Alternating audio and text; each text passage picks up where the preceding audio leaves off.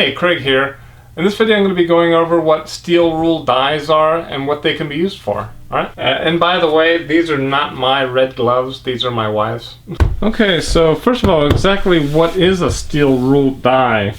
Well, a steel rule die is kind of like a razor blade that can be bent into any shape that you want. That's embedded in some kind of wood. This one's made out of wood. There's others that are made out of plastic.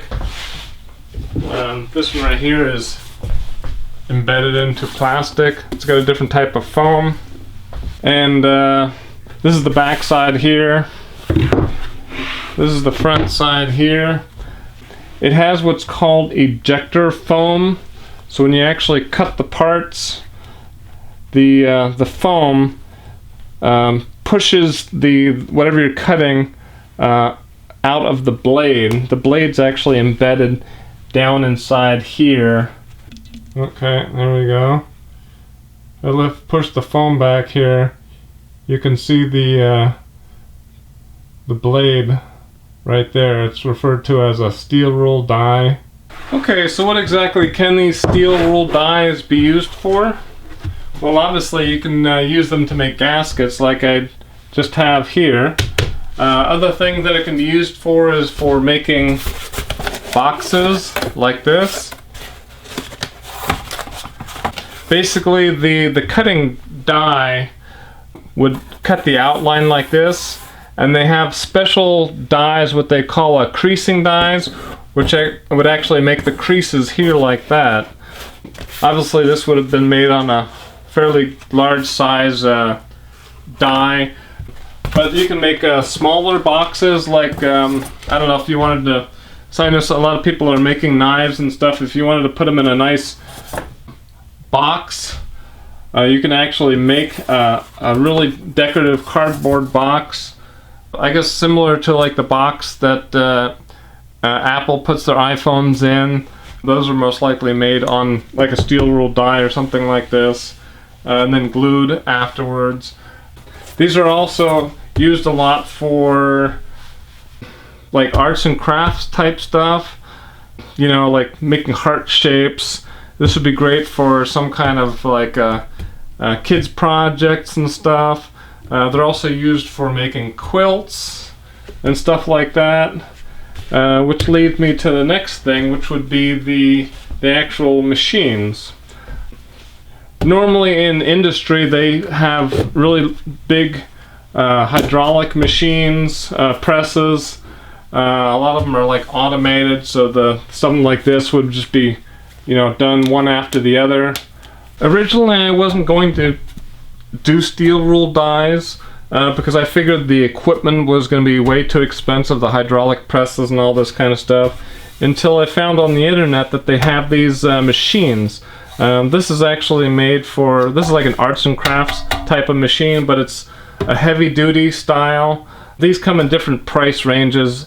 Anywhere you can get them for like $100–150 for some of the smaller ones, not so heavy duty. I opted for the what's called the Sizzix Big Shot Pro, which uses I believe it's a 13 by 26.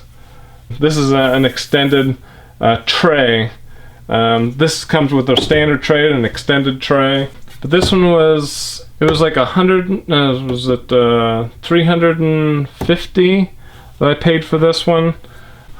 But it's funny, the original one that I got actually had a bent shaft on here. So they actually sent me this other one here, and I actually have the other one in a box back behind here. I don't know if anybody knows how to repair a bent shaft on this thing and wants to pay for the shipping. I can actually just ship one of these to you for free if you want. Originally I got the die from Sizzix. This is made by Sizzix here, but Sizzix actually, it took nearly 2 months for me to get this first one made. Part of it was me going back and forth about trying to learn about this stuff, but it was like a good month and a half just trying to get this one die. So I don't actually recommend them In fact, if you want to get something like this, you may just want to go with the manufacturer that made this for both the machine and for the die. This die was made by AccuCut Pro, I believe is the company. The actual, I'll put it on the screen or on the down below a link to this stuff, but I believe it was Custom Shapes Pro, and they've got a whole line of these machines. They probably have one that's a little higher end that is slightly bigger than this, so I wouldn't actually recommend going with these guys. Okay, I will actually walk you through the process of doing this so you can see how fast it is and how easy it is to do. So basically you take your tray here, put your die inside the tray,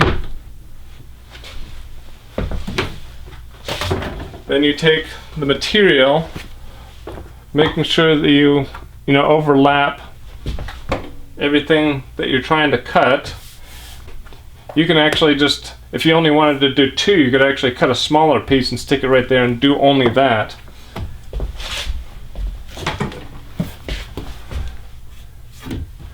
And then you put what's called, this is called the cutting pad. The blade of the steel rule die actually will cut right into this plastic, this cutting pad, which is why you see all these marks on here.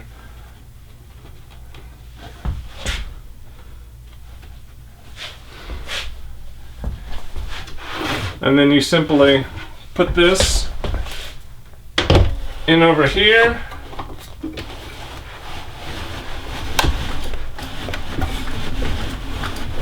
Run it through. And there you go.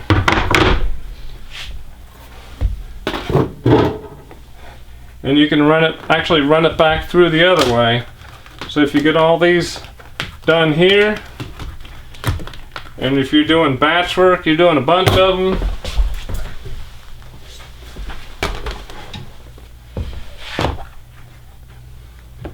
then stick another one right back on top there.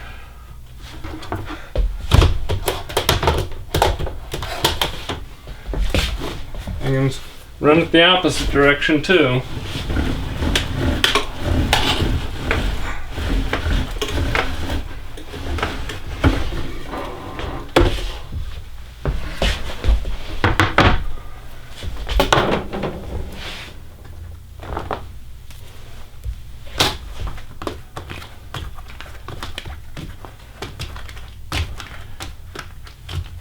There you go. In that short period of time, I've just made 28 gaskets.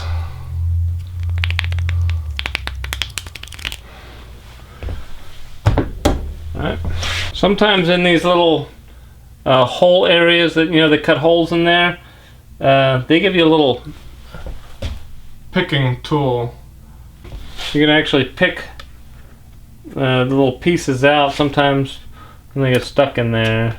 Okay, so in terms of what the dies cost, you can actually get like mass-produced dies for like arts and crafts type of stuff for as low as 10, 20, 30 bucks or something like that. If you want to get some kind of dies for your kids or something like that. This one here is actually a custom die. The price of these actually vary depending upon basically how much rule die. These are, I don't know if this company does, but they have a CNC type machine that actually rolls these shapes. But if you have, depending upon the quantity of items, like this has 14 different shapes in it. So I think this one was like 280 or something like that. But there's another one here that only has 6 in it. And this one was, I believe, 200. So it has a lot to do with the amount of actual intricacy and the amount of the actual die material used. So, but yeah, you can basically get these made in any shape that you want. The lead time that I've been experiencing with this particular this manufacturer, this custom die manufacturer, I've usually been getting them back in less than 2 weeks. They have a form that you fill out on their website, and they get back to you with a quote, and it also includes a couple of PDFs that you then fill out and then scan and then send back to them. And that usually it's usually a couple of days to get a quote. Yeah, they've been pretty fast, so they've been doing a really good job for me. That's why I stopped using Sizzix, because they just took way too long to make. And actually the accuracy of their die wasn't as good. And it's like the gaskets were a little smaller than they were supposed to be. So in terms of what these dies can actually cut, if you're like trying to determine whether a steel rule die or something like this is a good fit for you. Basically, when you fill out the form, they actually ask you on there what material you're trying to cut. So they will tell you whether it will cut what you want or not. But basically, it'll cut neoprene rubber, obviously, foam rubber, cardboard. They're used a lot for cardboard boxes, felt, thin lead. They actually use them for cutting leather. So you can actually make leather belts out of these. I'm not sure what the exact maximum thickness is, but I've seen these used on like pretty thick rubber that were like a quarter of an inch. I don't know if you could do that. I don't think you can do that on this specific machine. You may have to have one of those hydraulic deals for that. They have machines that are automatic fed, that basically they'll have the material that feeds through the machine and it just kind of stamps them as it goes. But it'll cut like thinner metals, like a thin copper, so you can actually make copper shapes. I've seen them making like cocoa pellies and that kind of thing with these. So there's a lot they can do. I'm not sure what the limits to them are, but there's a lot of websites that talk about what all these can do. So if you happen to need something like this for your business, you can also do double duty. And if you have small kids that want to do some projects and stuff, they can do construction projects and that kind of with construction paper or that kind of thing. So they're pretty cool. Well, if anybody has any questions about steel ruled dies, feel free to ask me. Also, I just wanted to say thanks for everybody who commented in the last video where I announced that I was making videos again. I really appreciate all the support and all their good words and stuff. Also, in this video, I just started using a DSLR. I'm kind of new to DSLR, so I'm not really sure if I have all the settings correct on this. But hopefully the quality works out. I'll make a short little video so you can see what I'm using here. Okay, well here's the DSLR camera that I got. This is the Nikon D5500. Basically a couple reasons that I got this. For one, I like to be able to see when I'm filming, I can actually see where I am on the frame there. Also, I'm hoping to get improved video and audio quality. I actually have the Rode, I think it's the Rode Mic Pro on top. This is a similar setup that I think Casey Neistat, if anybody's watched Casey Neistat's videos, what he has as far in terms of the Rode mic here. He actually usually uses a Canon 70D, but that was like it was like $1,200 altogether for that. This actually got used on refurbished on Amazon. I believe it was 565. Of course, I have this tripod stand from my stepfather who passed away last year. So, all right, I just thought I'd show you real quick. Hopefully, the video quality improves. I may end up going to like a wireless lav mic because I'm not sure how well the audio is going to pick up on this Rode mic. Alright, well, if you like this video, I'd appreciate a thumbs up. If any comments, just leave them in the comment section below. I should have some videos up on the screen here if you want to watch some more videos, and a link to subscribe if you'd like to subscribe. Alright.